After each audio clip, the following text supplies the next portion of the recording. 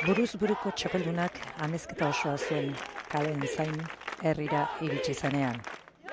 Ikearrizko ongi etorrie, herri sarreran euken jende pilu bazai, kotxen pasatzeko leku iketzion da ikaragarri ez. Kisto momentuk, gozatzeko momentuk da disfrutatzea tokatzea baina. Udaletxe aurreko plazara heldu zenean, aurreskua eskaini zioten Jokin Altunari.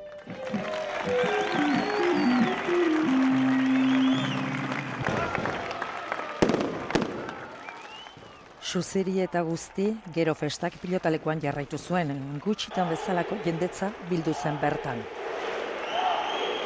Berritzeko estako hainbeste jende etortzea ez. Gozara bat, esan, oso harro, oso eskertu da denai, etorrian jende pililei, frontoia juntanai, baina aparte honea etorrian nahi eta oso pozik. 200 lagundi gora bildu ziren Larrunarre pilotalekuan afaltzera. Ospakizunek luze jo dute amezketan. Batzutan jakin behar ospatzen, bildurri gabe, momentukoa eta gaur ospatzea tokatzea.